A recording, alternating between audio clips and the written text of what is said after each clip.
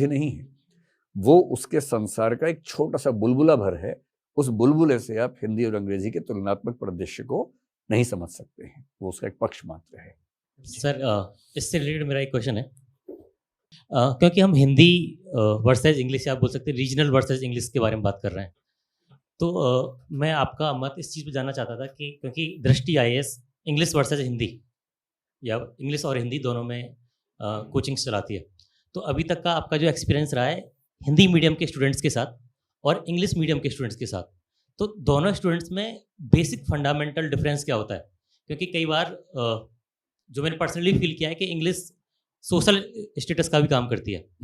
अगर आपको लगता है कि बेसिक फंडामेंटल डिफरेंस है, तो उसको किस तरीके से कंप्लीट किया, गैप को कैसे कंप्लीट किया जा सकता है? किसी भी समाज में दो भाषाओं के बीच में स्टेटस का अंतर होता है, बहुत लाजमी सी बात है ये। आज के दौर में यदि आप अंग्रेजी बोलते हैं तो हिंदी वाले की तुलना में आपका सम्मान ज़्यादा हो जाता है, जबकि आपने ऐसा कुछ किया नहीं उसके लिए, आपने केवल एक भाषा बोली है। और भाषा बोलने से कौन सी बड़ी बात है, कोई भी बोल सकता है भाषा, तो है ना। लेकिन मामला इतना नहीं है। अगर आप अपने गांव जाएंगे जहां कोई अंग्रेजी नहीं बोलता, वहां जो शुद्ध हिंदी बोलेगा वो वहां की बोली बोलने वालों की तुलना में ज़्यादा सम्मान का अधिकारी हो जाएगा। ये डिबेट अगले स्तर पर हिंदी बनाम बांग्ला में आ जाएगी। बंगाल में जाएंगे तो शुद्ध बांग्ला बनाम जो लोकल बांग्ला है उसके बीच में झगड़ा हो जाएगा। संस्कृत के ज़माने में अगर आप कालिदास के नाटक पढ़ें, कालिदास के नाटकों के बारे में कहते हैं कि जो निम्न सामाजिक स्थिति के पात्र हैं वो अभ्रंश बोलते हैं और जो उच्च स्थिति के लोग हैं संस्कृत बोलते हैं। वहाँ संस्कृत और अभ्रंश के बीच में ये गैप है, स्टेटस का गैप है। जब भारत में मुगल शासन चल रहा था, फारसी बोलने वाले ऊंचे समझे जाते थे और जो हिंदुस्तानी बोल रहे थे वो नीचे समझे जाते थे। किसी भी समाज में भाषा स्तरीकरण का, स्ट्रेटिफिकेशन का एक माध्यम बनती है। इसको आप रोक नहीं पाएंगे चाहे कुछ भी कर लें, ये तो होगा। इसलिए ठीक बात है कि आज हिंदी जिस स्थिति में है, हम अंग्रेजी की तुलना में सामान्यतः कमज़ोर माने जाते हैं, और ये स्थिति हिंदी के साथ साथ बाकी भारतीय भाषाओं की भी है। बोलियों की स्थिति और ख़राब है। मैं कम से कम खड़ी बोली हिंदी बोलता हूँ तो मेरा स्टेटस ऊँचा है। कोई भोजपुरी या ब्रजभाषा बोलेगा तो हो सकता है कि मैं इस भाव से देखूँ कि तुम्हारा स्टैंडर्ड तो मुझसे कमज़ोर है भाई, मैं तो कम से कम मानक हिंदी बोल रहा हूँ। ये एक चेन है पूरी की पूरी, ये केवल 2 लेवल्स नहीं है, ये मल्टीपल लेवल्स में समाज बटा हुआ है भाषा के नाम पे, और ये दुनिया के हर समाज में होता है, ये केवल भारत की बात नहीं।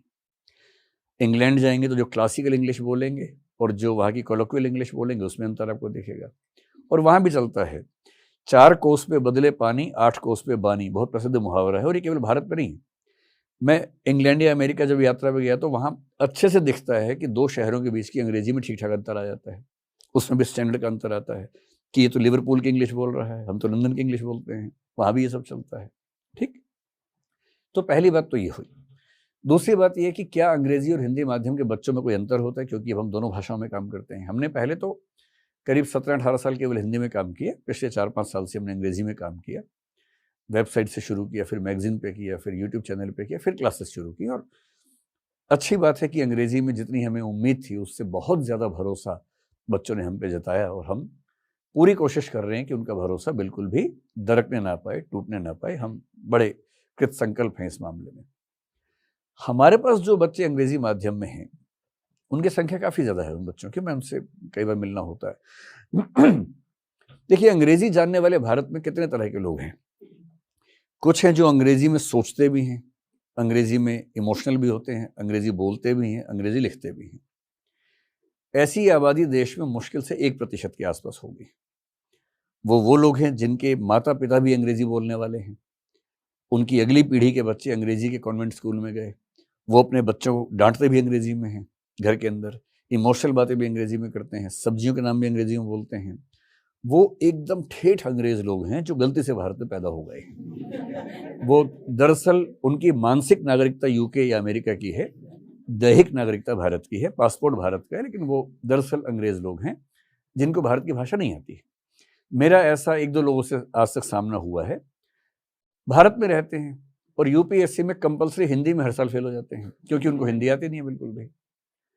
तो फिर हम मजाक में कहते हैं कि इनको हिंदी नहीं आता है, तो उनको, ठीक बात है, उनको इसमें उनकी गलती नहीं है, उनको परिवार ऐसा मिला, माहौल ऐसा मिला। उनको भाषा तो समाज से आती है ना, आपको वैसा माहौल नहीं मिलेगा तो भाषा कैसे आ जाएगी।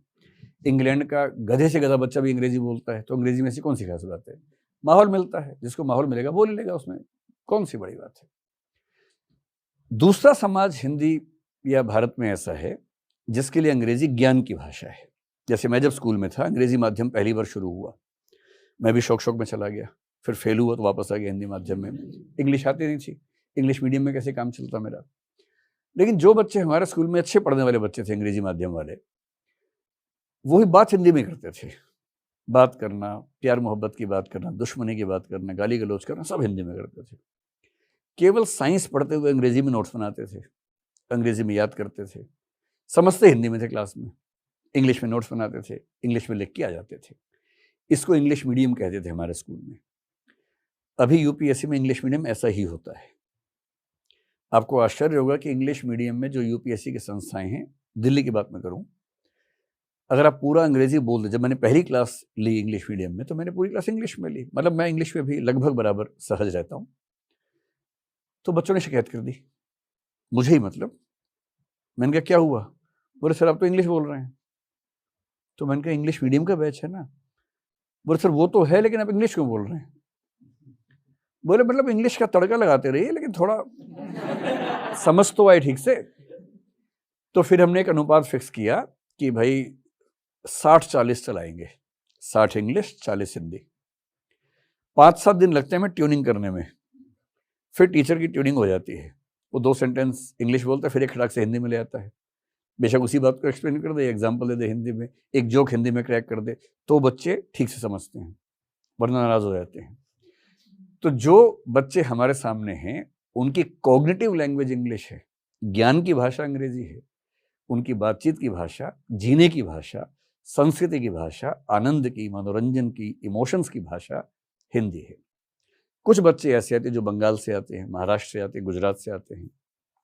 हमारे पास ज़्यादा बच्चे आते हैं आर्यन लैंग्वेजेस वाले इलाके से। आर्यन का मतलब बंगाल, असम मान लीजिए, गुजरात, महाराष्ट्र, ओडिशा, यहाँ तक मान लीजिए। जो द्रविडियन 5 लैंग्वेजेस या 4 लैंग्वेजेस हैं दक्षिण भारत की, वहाँ से बच्चे हमारे पास कम आते हैं, क्योंकि उनको क्या चाहिए कि ऐसा टीचर जो 60 इंग्लिश 40 तमिल बोले, या 60 इंग्लिश 40 तेलुगु बोले, वो हम नहीं बोल पाते हैं। तो उनकी प्रेफरेंस वो संस्थाएं जहाँ पर तमिल तेलुगु थोड़ा सा तड़का लग जाता है। हमारे पास आने वाले बच्चे ज़्यादा वो हैं जो अंग्रेजी और हिंदी को मिक्स करके समझते हैं, और बच्चे लगभग वैसे ही हैं, बच्चों में बहुत अंतर नहीं है। ये ज़रूर है कि उन बच्चों से बात करके ये दिखता है कि उनको बचपन से एक्सपोजर थोड़ा सा ज़्यादा मिला है। इसलिए जो क्लास हिंदी माध्यम में अगर 40 दिन में पूरी होगी तो वहाँ शायद 35 दिन में पूरी हो जाएगी, क्योंकि उनका थोड़ा सा बैकग्राउंड पहले से बेहतर होती है। इसके अलावा सारे हैं तो होमो सेपियंस सेपियंस ही, एक ही तरह के जोक पे ये भी हंसते हैं वो भी हंसते हैं, और इमोशन सबके सेम ही है, कोई खास अंतर ऐसा है नहीं। ठीक जी। Good afternoon sir.